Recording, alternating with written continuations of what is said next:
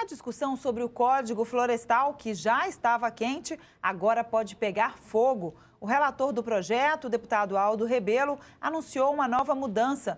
A área de proteção obrigatória às margens dos rios pode ser reduzida ainda mais. Mata ciliar é a vegetação que fica à beira de um rio. Ela é especialmente importante porque serve como uma proteção natural ao curso d'água.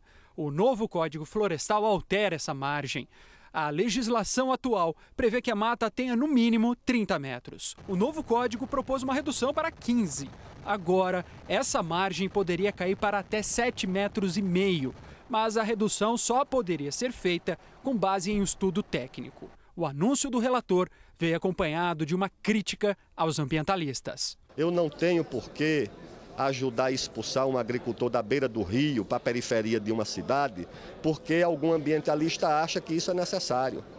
Eu não estou disposto a fazer isso. A mudança foi criticada. No momento que nós estamos vivendo problemas seríssimos no Rio de Janeiro, de muita gente que sofreu prejuízo exatamente porque estavam nessas áreas que eram proibidas, discutir a manutenção dessas ocupações fingindo que não tem problema, a meu ver, é uma irresponsabilidade. Quem é a favor da mudança defende: a mata ciliar não pode ser só reduzida, mas também aumentar, dependendo, é claro, do estudo técnico. Se precisar mais, quando a questão local exigir, você vai fazer com a largura normal e até dobrada, triplicada, se for exigência técnica daquele local, daquele rio e daquele solo que está ali. Proteção para os pequenos agricultores ou agressão ao meio ambiente? Para tentar entender o que significa essa nova proposta de reduzir as áreas de proteção permanente, o repórter Tiago Ramos conversou agora à noite com 2 deputados, um contra e outro a favor das mudanças propostas pelo deputado Aldo Rebelo. Como nós vimos aí na reportagem, há uma escalada na redução da área da mata ciliar. Primeiro 30 metros, depois 15 e agora 7,5 metros. A possibilidade de chegar a 7,5 metros. Para discutir esse tema, nós convidamos 2 deputados. À minha direita, o deputado Luiz Carlos Reis, PP, Rio Grande do Sul, e à minha esquerda, o deputado Ivan Valente, do PSOL de São Paulo. Vamos começar aqui pelo deputado Ivan Valente. Deputado, essa redução indica que, quem sabe, o Código Florestal possa avançar ainda mais no sentido de favorecer os produtores rurais, quem sabe?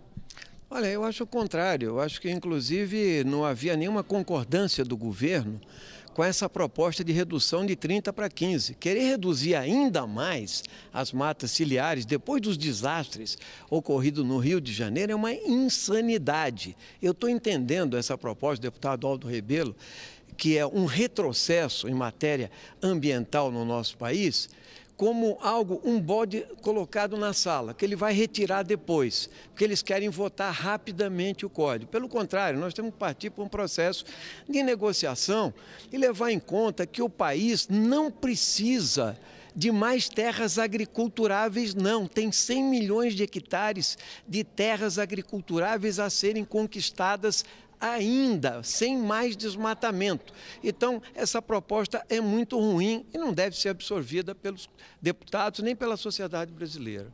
Deputado Luiz Carlos Reis, essa é só uma das polêmicas que envolve o Código Florestal. O senhor acredita na possibilidade de negociação em torno dessa e das outras? Esse é um dos problemas que nós temos. O deputado Aldo, acho que é consciente, ele andou por todo o Brasil, viu o drama de milhares de produtores rurais. O que nós estamos aqui é impingindo uma conta apenas para os produtores rurais, seja na questão da mata ciliar, seja na questão da reserva legal, por exemplo, que é o maior confisco de terras que já se fez no mundo. E o Brasil está patrocinando numa lei, que essa lei vem de 2001, ainda do governo Fernando Henrique, que está sendo cobrada agora pelo governo Lula e hoje pelo governo Dilma. O deputado Aldo colocou até 4 módulos, não precisa recuperar. O sujeito vai se sentir à vontade, 4 módulos da Amazônia pode chegar a 500 hectares de terra por propriedade. Então, isso não é real. Segundo, eles querem fundir a área de proteção permanente com a reserva legal, que são 2 coisas e 2 funções diferentes, né, de instituições diferentes. Eles querem também que as áreas sejam reduzidas, essa das margens dos rios, por exemplo. Então é evidente que haverá desmatamento e aumento do desmatamento. E digo mais, não há uma política de recuperação real.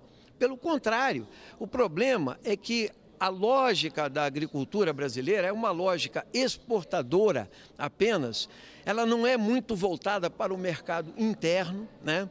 E ela criou a legitimidade para exatamente exportar para pagar juros da dívida pública. Temos que buscar um acordo para tirar a penalização dos produtores rurais, que são os que mais protegem hoje esse nosso país. Nós estamos falando para o cidadão que está nos ouvindo nesse momento, de 38% do território brasileiro que está sendo ocupado com agricultura, com pecuária, com produção. Apenas 38%. 62% do território hoje está intacto. Nós estamos falando de 38% que nós teremos que ter, sim, uma agricultura sustentável, que os produtores estão fazendo a parte dele. Sem crédito, sem incentivo, sem tudo. E agora vamos botar mais um grande imposto em cima dele. Por que a Câmara deve votar o Código Florestal? Deve votar porque hoje nós temos milhares de produtores rurais na clandestinidade, promotores de norte a sul desse Brasil, botando a faca no peito desses produtores.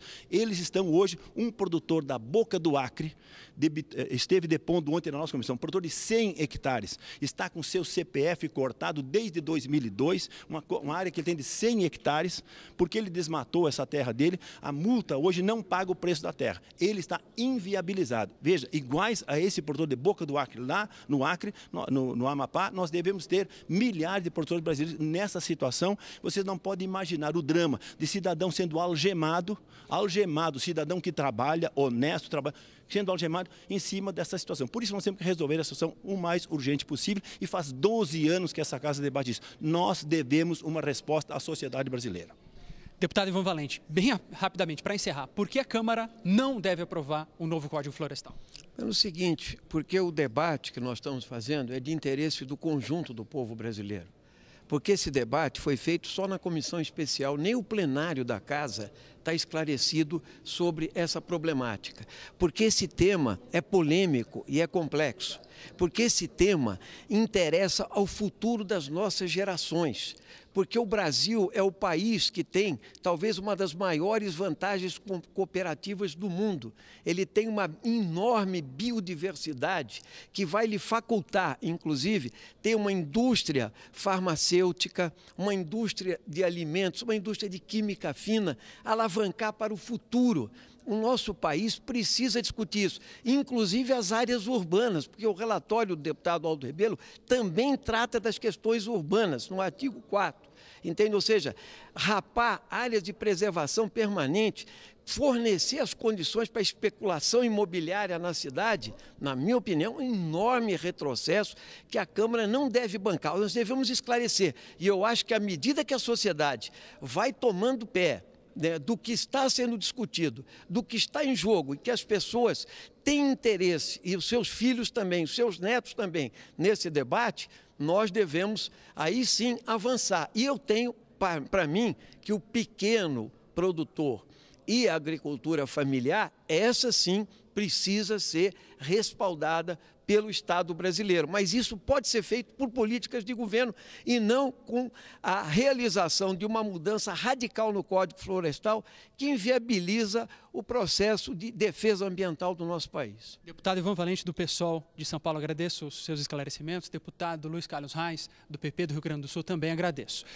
Essa aqui foi só uma amostra da discussão que a Câmara deve enfrentar até a votação do Código Florestal, que está prevista para abril ou no máximo junho. Continue acompanhando aqui com a gente, que a TV Câmara vai cobrir toda essa discussão.